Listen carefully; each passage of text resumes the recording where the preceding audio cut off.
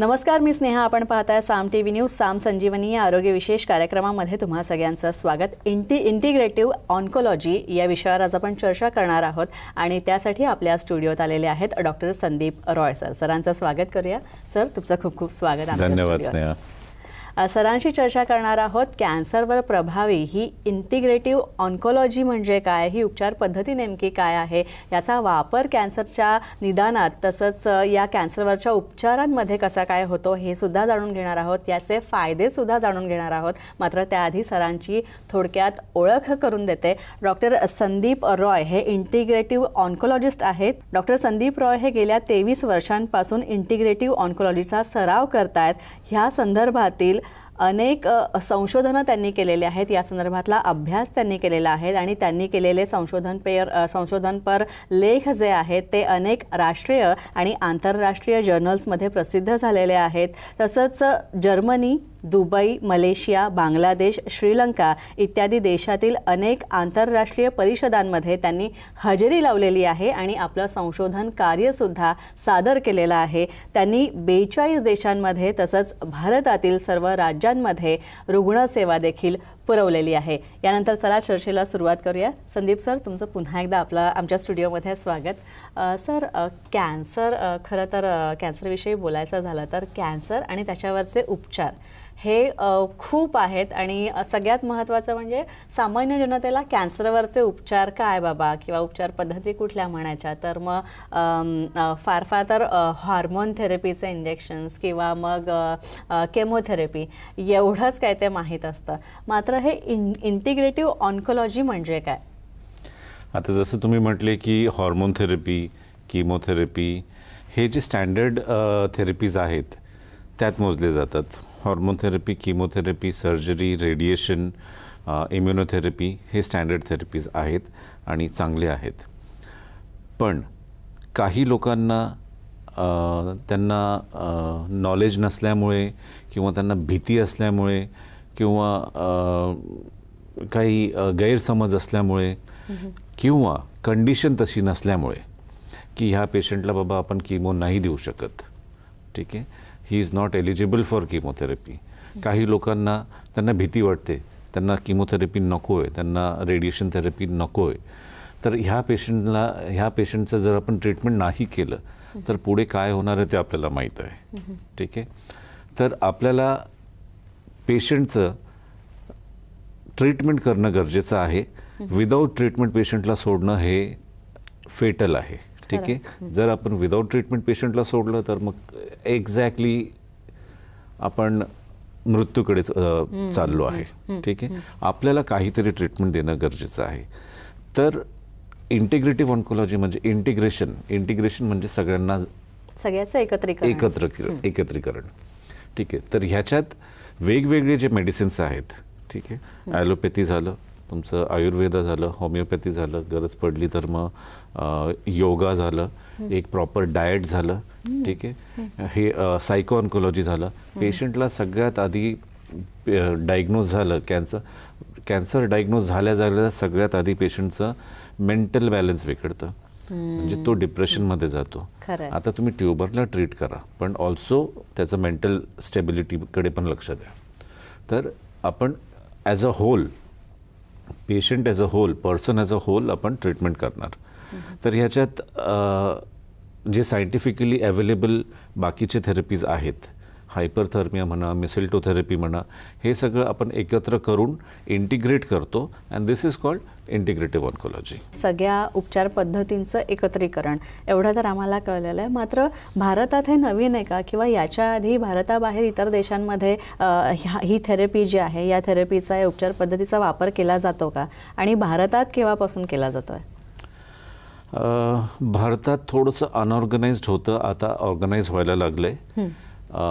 बाकीच्या देशांमध्ये बऱ्यापैकी चालू आहे. जर्मनीत, मी स्वतः जर्मनीत शिकलो आहे, इंटिग्रेटिव्ह ऑन्कोलॉजीचं एक्सपर्टीज मी तिथून घेतलं आहे. जर्मनीत खूप चांगलं आहे, US मध्ये होतं आहे, युरोपमध्ये खूप ठिकाणी होतं आहे, मलेशिया, श्रीलंका, बरेच देशांमध्ये हे आता याचा प्रचार प्रसार खूप जास्त होतो आहे. भारतात रिलेटिव्हली नवीन आहे हां, भारतात रिलेटिव्हली नवीन असल्यामुळे त्याचा अवेअरनेस कमी आहे. आता आपण हे जे चर्चा करतोय, आपण हे अवेअरनेसच वाढवतोय. ठीक आहे, इंटिग्रेटिव्ह ऑन्कोलॉजीचं अवेअरनेस वाढवचं. अनफॉर्च्युनेटली होतं काय की कॅन्सरचं डिटेक्शन बऱ्याच पेशंटमध्ये मोर दॅन 50% to 70% पेशंटमध्ये लास्ट स्टेजमध्येच होतो. कारण कॅन्सरचा सगळ्यात मोठं सिम्पटम असतं की त्याचं काहीच सिम्पटम नसतं. ठीक आहे, तुम्हाला काही सिम्पटम आहे का? नाही आहे, तुम्ही यू आर एलिजिबल ना. तर लास्ट स्टेजमध्ये डिटेक्ट झाल्यामुळे लास्ट स्टेजमध्ये पूर्णपणे बरा होत नाही, पण लास्ट स्टेजमध्ये आपण पेशंटचं क्वालिटी ऑफ लाईफ चांगलं ठेवू शकतो, पेशंटचं लाईफ स्पॅन खूप जास्त वाढवू शकतो. ठीक आहे, हे प्रयत्न आपण करू शकतो. ठीक आहे, आपल्याला असं क्वालिटी ऑफ लाईफ नको आहे की बेडवरच पडू नये, ट्रीटमेंट दिल्यामुळे त्यांना त्रास खूप जास्त झाला. ठीक आहे, हे आपण किमोथेरपी बरोबर पण घेऊ शकतो किंवा त्याशिवाय पण घेऊ शकतो. याच्यामुळे त्रास पेशंटला काही होत नाही. ठीक आहे, पण क्वालिटी ऑफ लाईफ आणि स्पॅन ऑफ लाईफ नक्की मात्र जर आपण लकी ठरलो, जर पेशंट लकी असलं तर मग ह्या आजारामुळे काही होणार नाही असं पण होऊ शकतं.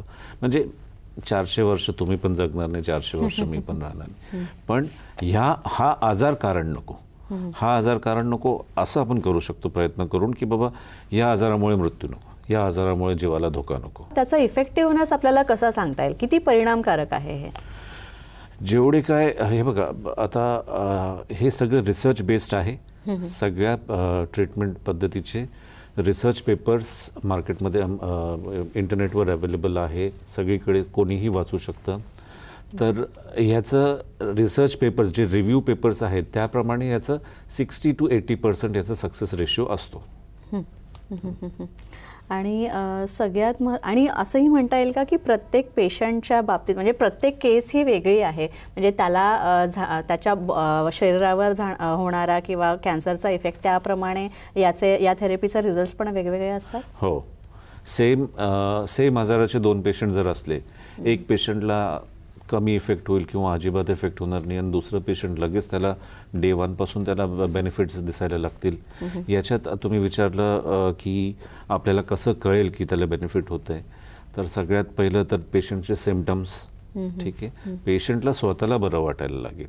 दुसरं जे इन्व्हेस्टिगेशन्स आहेत आपले, रेडिओलॉजीचे इन्व्हेस्टिगेशन्स आहेत, त्याच्यात ट्युमर श्रिंक होतोय का वाढतोय का, तुमचे ट्युमर मार्कर्स आहेत, इन्फ्लेमेटरी मार्कर्स आहेत, जे ब्लड टेस्ट आहेत, याच्याने आपल्याला कळतं ना. मग आपण त्याच्यावर ठरवतो की डोस चेंज करायचा, वाढवायचा, कमी करायचा का मेडिसिनच चेंज करायचा. त्याच्यात भरपूर ऑप्शन्स आहेत. आता या इंटिग्रेटिव्ह थेरपीमध्ये एक मिसल्टो थेरपी म्हणून आहे, तर ही मिसल्टो थेरपी म्हणजे काय? मिसल्टो थेरपी बघा, जसं chemotherapy, radiation therapy, immunotherapy, hormonal therapy, तसंच एक अजून मिसल्टो थेरपी. मिसल्टो थेरपी बेसिकली जगात किमो रेडिएशन नंतर सगळ्यात जास्त स्टडी केलं गेलेलं मोड ऑफ कॅन्सर ट्रीटमेंट आहे. तर ह्याचे जवळजवळ 140 क्लिनिकल ट्रायल्स आणि 5,000पेक्षा जास्त रिसर्च पेपर्स आहेत. माझे स्वतःचे काही रिसर्च पेपर्स इंटरनॅशनल जर्नल्समध्ये पब्लिश झालेले आहेत. ठीक आहे, तर it is the second most studied mode of cancer treatment, जे स्वित्झर्लंडमध्ये सुरू झालं होतं. स्वित्झर्लंड, जर्मनी, पूर्ण युरोप, US ह्या सगळ्या देशांमध्ये चालू आहे. And it is very effective. याचे साईड इफेक्ट्स नसतात, ओरल मेडिसिन्स असतं. काही ठिकाणी याचे इंजेक्टेबल्स यूज होतात, पण आता इंजेक्टेबलपेक्षा बेटर फॉर्म्युलेशन ओरल मेडिसिनमध्ये बेटर रिझल्ट्स आणि हाय डोसमध्ये देता येतं. म्हणून mistletoe therapy is one of the second best you can say mode of cancer treatment सध्या आहे. आणि आणखी एक मला हे जाणून घ्यायला आवडेल की तुम्ही आता म्हणालात की जसं आता तुम्ही मिसल्टो थेरपीबद्दल सांगितलं, तर या इंटिग्रेटिव्ह ऑन्कोलॉजीमध्ये मिसल्टो व्यतिरिक्त आणखी अशा काही थेरपीज आहेत, त्याबद्दल सुद्धा आम्हाला जरा सांगा. ऑफकोर्स. त्याच्यात काही थेरपीज आहेत जे नॉन मेडिसिनल थेरपीज आहेत. जसं radiation therapy is not a medicine, it is a device. ठीक आहे, तसंच काही नॉन मेडिसिनल थेरपीज आहेत, जसं होल बॉडी हायपरथर्मिया. जेव्हा मेटॅस्टॅसिस जेव्हा पसरतं, एका ऑर्गनमधून दुसऱ्या ऑर्गनमध्ये कॅन्सर पसरतो, तेव्हा इट इज स्टेज 4. अशा केसमध्ये आपण होल बॉडी हायपरथर्मिया प्रेफर करतो. जिथे लोकलाइज ट्युमर असतं तिथे आपण लोकलाइज तेवढं टार्गेट करून आपण लोकलाइज्ड हायपरथर्मिया देत असतो. ठीक आहे. मग हाय डोस ॲस्कॉर्बिक ॲसिड असतं. आणि अशा जवळजवळ 27-28 प्रकारचे थेरपीज आहेत जे आपण पेशंटवर टोटली यूज करू शकतो. फॉर एक्झाम्पल, एका पेशंटला इथे एक ट्युमर आहे, त्यांनी सर्जरी करून काढून फेकून दिले. ओके, झाले ट्रीटमेंट, मेडिसिन जे घ्यायचे होते सगळं झालं आहे, पण ते परत होण्याची शक्यता असते. आता परत होऊ नये म्हणून जे कन्व्हेन्शनल मेडिसिन आहे त्याच्यात आपण खूप जास्त काही करू शकत नाही. पण इंटिग्रेटिव्ह ऑन्कोलॉजीमध्ये आपण प्रिव्हेन्शनसाठी पण प्रयत्न करू शकतो. अराउंड 80% पेशंट लोकांना ते परत होत नसतं मेडिसिन घेतल्यानंतर. आणि आणखी एक गोष्ट अशी की आता वेगवेगळे प्रकार जे आहेत, मग भले प्रोस्टेट कॅन्सर असू दे किंवा दुसरा हाडांचा कॅन्सर असू दे किंवा मग आणखी दुसरं काही, तर मग या सगळ्या कॅन्सरच्या प्रकारांमध्ये या थेरपीचं ॲप्लिकेशन आपण करू शकतो का आणि कसं करू शकतो? हे ॲज आय सेड की एक मेडिसिन नाही आहे, असे भरपूर मेडिसिन्स आहेत आणि प्रत्येक वेगवेगळ्या कॅन्सरचे वेगवेगळे इंडिकेशन्स आहेत. म्हणजे ए कॅन्सरला मी 1 मेडिसिन देणार, बी कॅन्सरला मी 2 मेडिसिन देणार. ठीक आहे, इंडिकेशन्स वेगळे आहेत. ठीक आहे, तर आपण प्रत्येक प्रकारच्या कॅन्सरचं ट्रीटमेंट करू शकतो. याच्यात ओरल कॅन्सर असो, प्रोस्टेट असो, बोन असो, ब्रेस्ट असो, कोलॉन असो, कोणताही कॅन्सर असो, याचं आपण मॅनेजमेंट व्यवस्थित करू शकतो. ही थेरपी जी आहे ती कर्करोगग्रस्तांसाठी कशा प्रकारे जास्त फायदेशीर ठरू शकते ते जाणून घेणार आहोत. मात्र त्याआधी एक छोटासा ब्रेक घेऊया.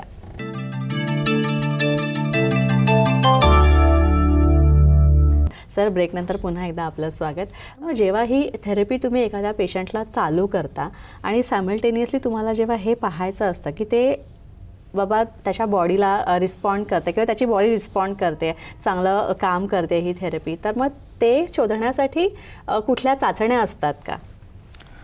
आता जे रेडिओलॉजिकल इन्व्हेस्टिगेशन्स असतात, होल बॉडी पेट स्कॅन करतो आपण, पण मी पेट स्कॅन दर आठवड्याला नाही करू शकत. ठीक आहे, दर महिन्याला नाही करू शकत आणि ते स्वस्त पण नाही आहे.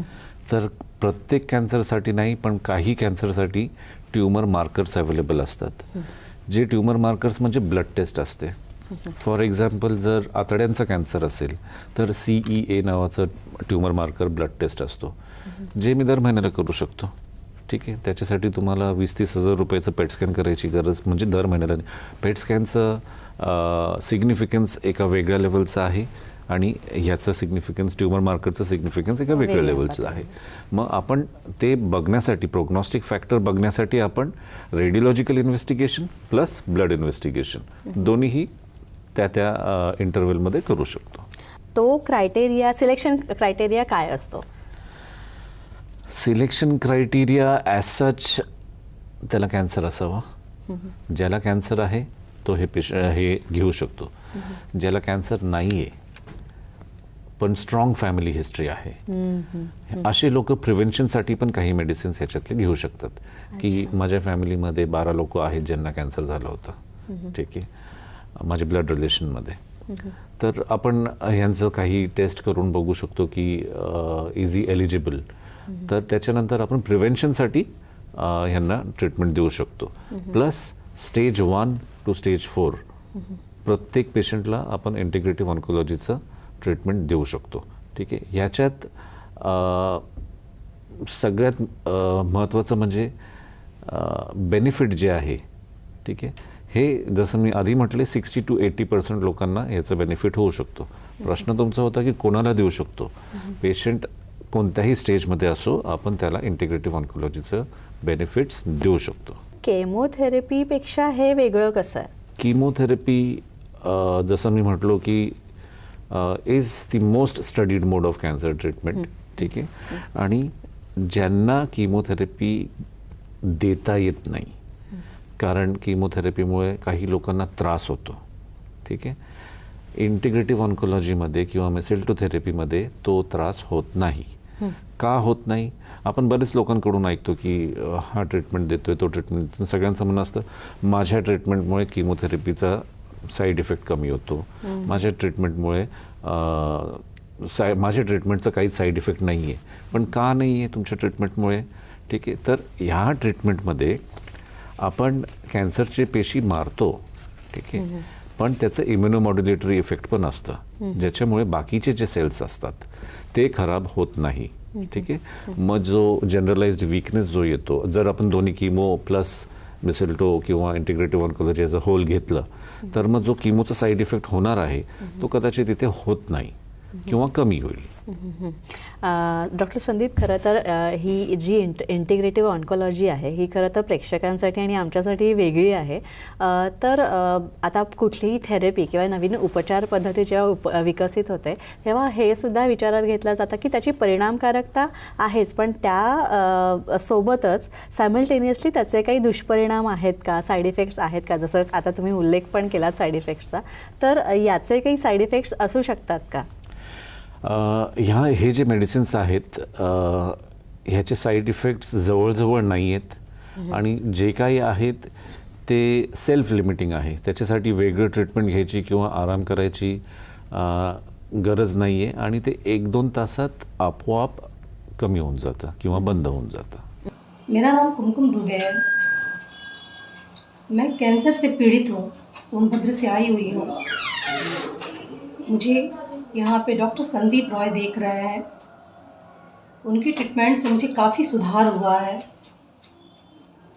पहले मेरी स्थिति काफ़ी ख़राब हो गई थी.